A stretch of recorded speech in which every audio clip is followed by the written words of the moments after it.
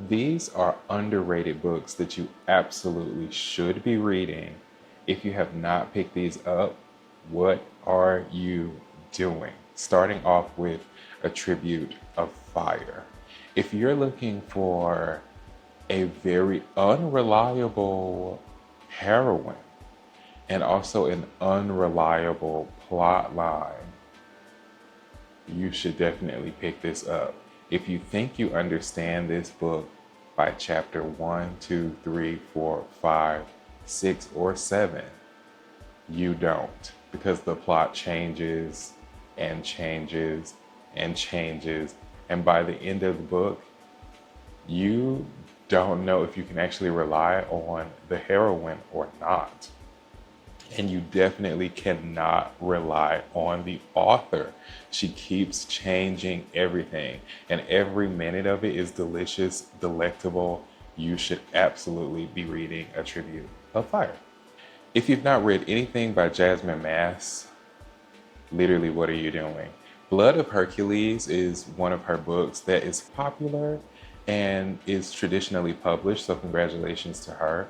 Book 2 from that series is coming out, I think, in November, and I definitely will be picking that up.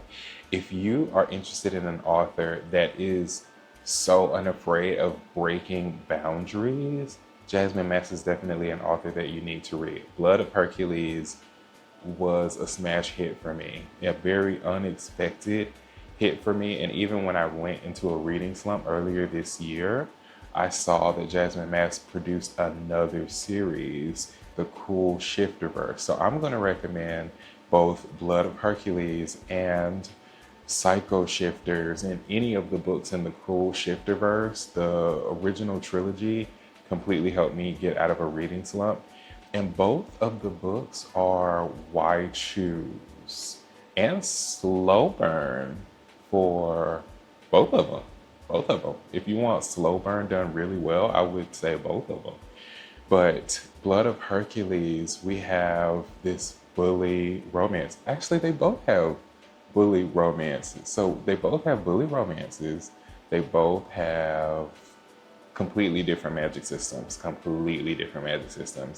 but they both have a feisty and witty heroine who is still very much so a woman finding her place, but it's why I choose. And you have these men who you really hate them. Not all of them, especially in the Cruel Shifterverse. There are one or two men in the Cruel Shifterverse where you're like, okay, I like this person, but for the most part, the love interest, you hate them.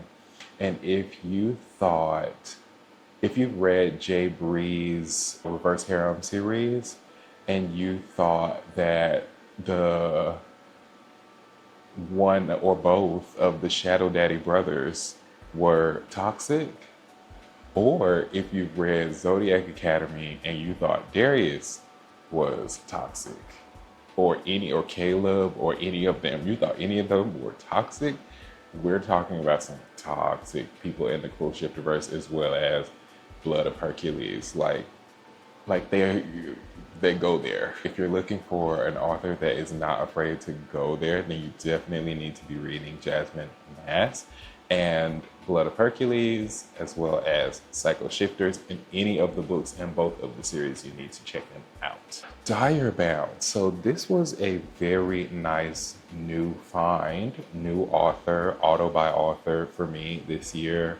Sable Sorensen, so good. In Direbound, we are following a magic system that is new for me, even though this year I did read a lot of stuff with like werewolves, and even the series that I'm reading at the time of filming this, we have werewolves, but in this, it's actually not werewolves. It's a totally different, interesting take. We have a lot of stories where you have a rider and a dragon, or a rider and a wyvern, or wyvern, depends on how you pronounce that.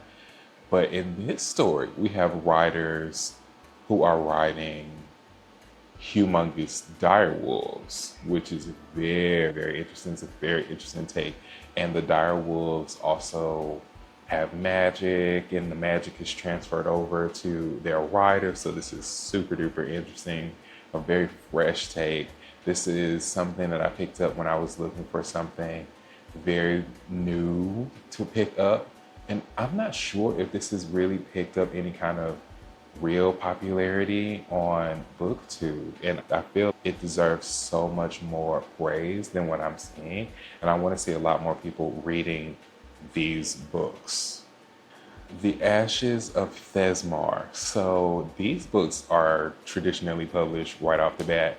Book 2 released last month on the 31st, but I read it this month and I super duper enjoyed it. The Ashes of Thesmar is so much better than the Legends of Thesmar. Legends of Thesmar have so many issues with that particular book series, and I'll go into that in a later video. I have so many issues with that, but the Ashes of Thesmar is done so well. And for some people, getting traditionally published, I don't think is necessarily the best idea because the writing changes and not in a good way. Not going to name any names, Carissa Broadbent, but in the case of Helen Shore or Helen Shore, I believe it's Helen Shore. In the case of Helen Shore, yeah, being traditionally published has definitely done something, some magical stuff. Ashes of Thesmar, so we have Fire and Iron, and we have Iron and Embers. They're both fantastic reads. I recommend them both. Book 2, which I just read last week, I think I ended up rating that 5 stars. And it's underrated. I literally have heard no one talk about this book at all. So, yeah, maybe I'll be the first one to talk about this book, but it is so good. So good. Both of the books in the series are so good. And so underrated. Like, super duper underrated and super duper well done. Never Keep. So everybody's crazy about the Zodiac Academy, but Never Keep and Echo Fort, which I read this year, came out this year. Excellent. It's everything that you love about the Twisted Sisters, just in a different kind of package. Yeah, you have the banter, you have the bullies, you have the magic, you have the elemental magic as well as the celestial magic. Everything that you could possibly be looking for from a Twisted Sisters kind of series is this. And I read Zodiac Academy, the entire series, in February, and it was really hard for me to get into something else because of how well they've done their stories. And you know what? I blame the Twisted Sisters for me not being satisfied with fantasy romance this year, just because you see how repetitive stuff is. And when you read people like the Twisted Sisters or the Sable Sorensens or the Helen Shores, where they're coming up with stuff that is original, it really makes a lot of stuff look really mediocre. So I'm glad that I was able to pick that up this year. Anyway, Never Keep. If you've never read Never Keep, if you've never read Echo Fort, they are totally worth the reads. Even if you've never read Zodiac Academy, you don't have to read Zodiac Academy in order to know about these. In fact, they really make very few to no references to Zodiac Academy. There is a reference in book 2 about a specific group of creatures that you would know from the Zodiac Academy. But if you've not read the Zodiac Academy, that would be a spoiler. So I'm not even going to say what those creatures are. But they reference them as being something that they don't even believe really exists. So yeah, that's the only reference that I can really think of. But if you've read Zodiac Academy, of course, you'll understand the magic system. You'll understand these characters a little bit better, but you don't have to read Zodiac. If that's something that's intimidating you, if you're like, oh, I don't know if I want to read 11 books, I think it is, in order to get into a series. No, you don't actually have to do that. And the same goes for the Ashes of Thesmar. You don't actually have to read the Legends of Thesmar in order to get into the Ashes of Thesmar. And to be honest, if you read the Ashes of Thesmar first, I read the Ashes of Desmar first. I wouldn't even be interested in the Legends of Desmar because it's just not as good. Yeah.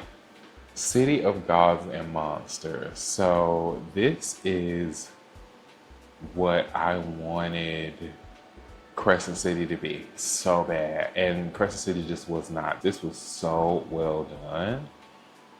So well done. So well thought out, not boring whatsoever.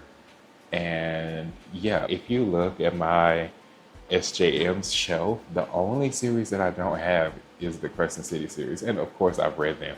But yeah, it's SJM's weakest writing, which is so frustrating because you have to read those books in order to get into these. Yeah, but if you want an urban fantasy that's actually done well, because there've been very few urban fantasies that I've read that I'm like, okay, this is done well.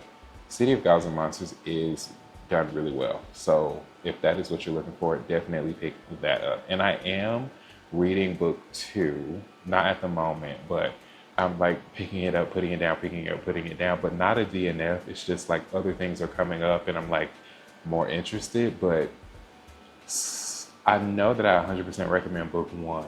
Book 2, I can't really say just yet, but I think I'll read that by the end of the month anyway. Quest of Awakening. This is the only fantasy romance on here, unfortunately, only because it's so underrated. It's so underrated. The other fantasy romances that I would want to recommend in the category are not really underrated. Like, I'm pretty sure everybody's heard of House in the Cerulean Sea. Everyone's heard of Wolf Song. Like, you've heard these names, so I'm not gonna.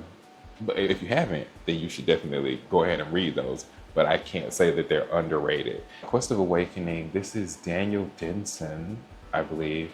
And we have an interracial couple. We have dragons. We have wizards, I guess I want to call them, but they're protectors. We have bigotry in here, like on-page graphic bigoted stuff being said. It really has everything. It has everything. If you are looking for an romance that's underrated and you're looking for an interracial couple, or if you're looking for Black characters, this is definitely something that I would recommend picking up.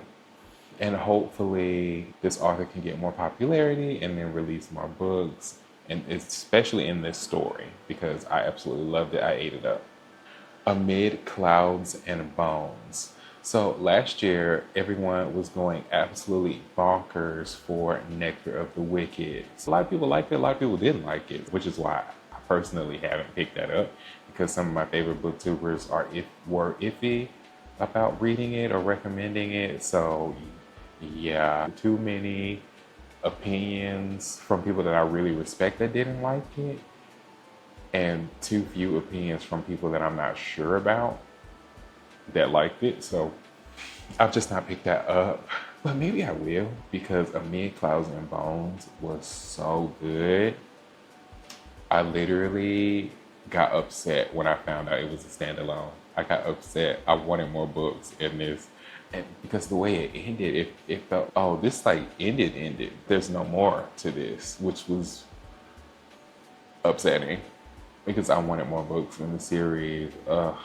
But Nectar of the Wicked, if you have read that, then there are more. That is a series, and there are more books in the series. But if that is anywhere near as good as Amid Clouds and Bones, I need to pick that up, and I am really late to the party, and I'm at a loss. Anyway, Amid Clouds and Bones, so good.